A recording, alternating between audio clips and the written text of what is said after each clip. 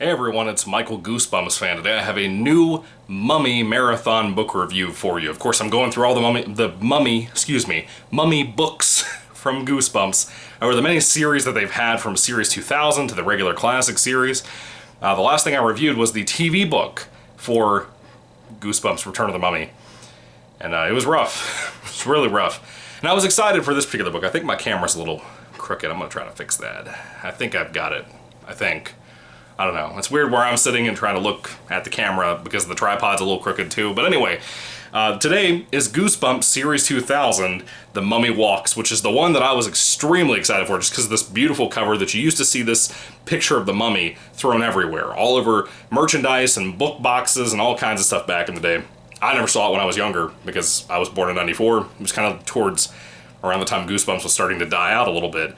It'd only been around for about 2 years, and when I started getting into these, it was like the late 90s, early 2000s when the show had ended and everything else. But The Mummy Walks, I was really excited to read this book because it just looks great. It just had, I didn't know anything about it because I don't read the blurbs on the back of the books. I just pick them up whenever I want to read one because of whatever the monster's supposed to be or the situation is supposed to be because of the cover. And one of my favorite covers ever. One of my favorite covers from Series 2000. I want to let you know that just straight up ahead of time. Of course, Series 2000 is supposed to be a little bit more dark compared to a lot of Goosebumps series and eras and whatnot. It's one of the reasons it's one of my favorites. I think a lot of people would agree on that. This is a great example of a book that starts out with an extremely randomly, I don't want to say horrifying, but sad and shocking beginning that, I mean, it blew my mind. And I don't want to tell you the big twist there. It did start on a gigantic plot twist. I'm not going to reveal that for anybody else who has not read the book because I want you to pick this up because of that. And, or at least I wanted you to pick it up because of that, and then the ending of the book happened. And I won't spoil anything, of course, but we'll get there when we get there. I'll talk and be a little bit more detailed without spoilers in a little bit, so just stick around. Anyway, the main character's name is Michael Clark, which is weird because it's my dead uncle's name. That was a little odd. Anyway, he is going to get on a plane to go visit his aunt, I believe is what it was, in Florida, I believe. His parents saw him get on the plane, but they were acting weird, and he didn't understand what was going on with them. They just seemed not themselves, and they gave him a plane ticket, and they gave him a note to take onto the plane as well, but he wasn't allowed to open the note until he got on the plane, and they were outside waiting for the plane to take off. And when he opens the note, he gets something pretty, I don't know if I'd necessarily call it bad news, because we don't know what's really going to happen at first, but it kind of becomes bad news. I'm not going to tell you anything about it, but essentially his plane is not going where it's supposed to go, out to his aunt's house in Florida, or wherever it was, or whoever's it was, I don't know. But he essentially is going to a very secluded island that like nobody knows exists called Jezekiah, which I'm pretty sure is a Bible word, or Bible place, something like that. He goes out to a place called Jezekiah, and apparently this young man is very important in some way, shape, or form, and he's supposed to meet this general who has been fighting this war for like 12 or 15 years. Yeah, a Goosebumps book that talked about war, a private civil war on an island. It was weird. It didn't get too detailed or too gory or anything like that, which would have been cool. But it didn't do that. It just kind of was like, hey, there's this general over here, wants to meet you, and this boy is now living in this palace and whatnot. He's supposed to help this general and his people that have won the war, supposedly, to find a mummy that was hidden somewhere on one of these locations all over this gigantic island. And they kind of had him trapped to do that, but kind of not. You know, it's kind of like when you see these movies that are trying to tell a kid like, hey, we really kidnapped you, but they try to like play along like they have not kidnapped the person. And it's kind of like that, a little bit, sort of, kind of. And it just kind of gets more and more hectic. But again, this being a mummy book, I think the big question a lot of us have, because these books tend to be like the Universal Monsters mummy films that I also enjoy quite a bit. And I mean that in the sense of, for anybody who hasn't seen those, a lot of the time you have like 75% of just characters doing stuff, and then the last 25 or even 5% with some of the Goosebumps books, you finally encounter a mummy in some way, shape, or form, and that's supposed to justify it being called a mummy book, or the mummy being advertised for the book. This book is not entirely guilty of that, to be fair, but it's also a bait and switch, frankly, and that really pissed me off when I read it. And I felt a little cheated, I gotta be honest with you, because I have to tell you up front, While I read this book, I was having a blast. This was one of my favorite Goosebumps books I had read in a while. It was everything I wanted a mummy book to be, with the adventure that started off from the get-go, from almost the second chapter of this book. The twist that it began on was something I've never seen in Goosebumps, ever in my life. I'll probably never see it again, as far as I know. I don't know.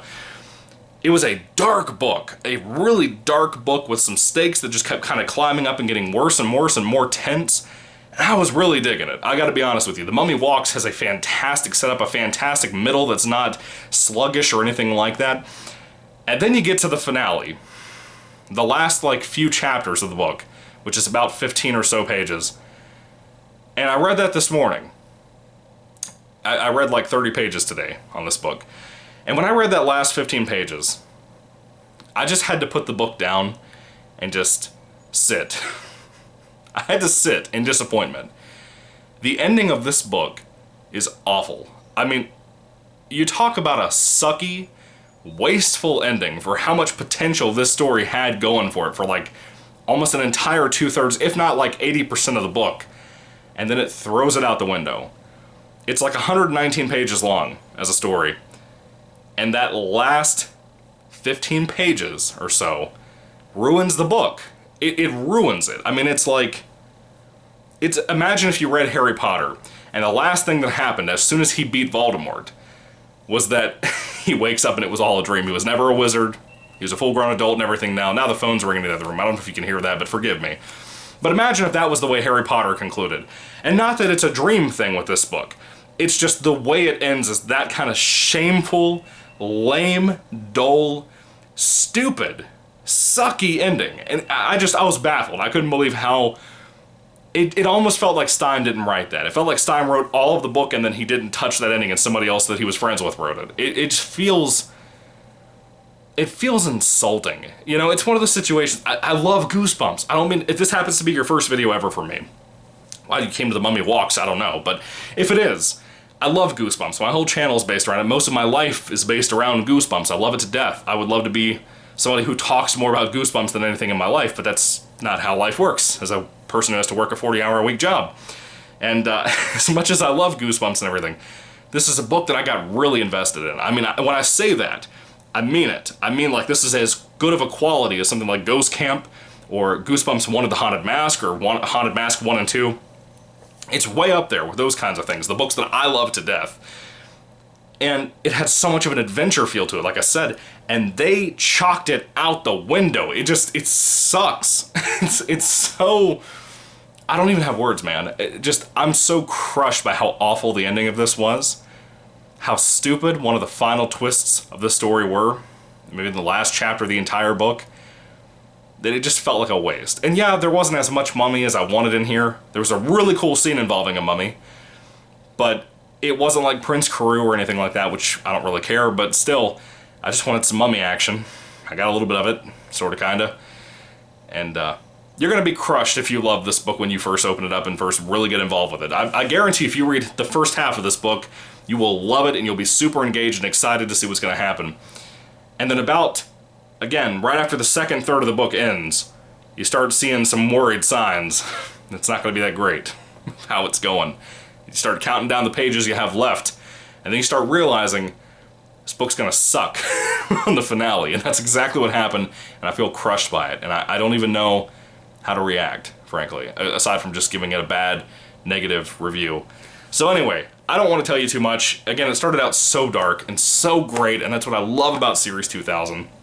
Slappy's Nightmare is another great example of a fantastic read that has one of the worst final chapters of Goosebumps because of how it ruined everything that book had built to and what the finale was doing.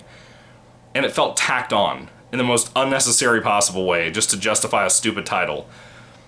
And I don't know, it irked the crap out of me when I see books do that. It irks me even more when I see Goosebumps do that because it's not necessary, you know? And again, Mummy Walks. It was fantastic. It was so fantastic. One of my favorite Goosebumps books, and then it was crushed and ruined. I think at some point, I never wanted to do this because I'm not going to talk about spoilers or anything, especially with this video I'm proposing. At some point, God willing, if I ever finish reading all these books and doing reviews for them here on the channel, I'm planning on doing a top 10 worst Goosebumps endings of all time. Doesn't matter how great the book was. It's about how soul-crushing the bad endings were. Whether it be My Harriest Adventure, which I didn't really love to begin with, but, you know, the ending is so awful. It just kind of makes it absurd. But this is going to probably be the top of that list because of how much I was invested in this, and then it just completely broke me. I can't believe how insulting this was. I mean, seriously. It had a dumb title, The Mummy Walks. I was cool with it because it's like you have the Universal Mummy films, like The Mummy's Curse, The Ghost of the Mummy. Why is it called The Ghost of the Mummy? There's no ghost in the film. Why? Stupid things like that happen, and they're titles, and I'm cool with that, you know? It adds a little bit of a weird old-timey kind of nostalgic charm for me as a big monster movie fan, as a big Mummy fan. And then I got slapped by Stein and whoever else with this book. Goosebumps Series 2000, The Mummy Walks. Really great book until the ending, and I would recommend it so much on most of this book. The ending is awful, and it's going to lose a couple of points from me because of how bad the ending was. I mean, it crushed me because it wasn't one of those things where you could just delete the last chapter and pretend it never happened in your brain, like Slappy's Nightmare, and really enjoy it and love it. It's not like that. It genuinely ruins the story. There's no real climax to the story. And I'll be honest with you, that's not really a spoiler. I'm just going to tell you straightforward. There's almost no real climax to the end of this story. It's almost like a cliffhanger type thing, but not really. Not entirely. Just something that happens that's kind of cliffhangery, that's just stupid. Just plumb out stupid with how good. I don't think Stein realized how good this book was. I don't think he did. He had written so many of these books at this point that I don't think he realized how much this was really high quality, in my opinion. And again, for the people out there who enjoy this book a lot, great for you. I'm really thankful that you do. I'm really glad you do. I'm crushed by this. Like, I love the book, and then it just... You know, sometimes you love your kids, and then they accidentally cut you with a knife when they're trying to learn to cook. It happens. You kind of want to hit them a little bit. So, yeah, that was a weird analogy to use. But anyway, when it comes to The Mummy Walks, the Series 2000 Goosebumps book, if I had to rate this on a 5-star basis, I'd probably give this about maybe a 3 out of 5 stars. Pretty high 3 out of 5 stars, frankly. I almost gave it a 4 because it would have been a 5 out of 5 if it had a good, satisfying ending. If it had like 20 more pages that were completely different, it could have gotten a really high score for me, and I don't even know what to tell you.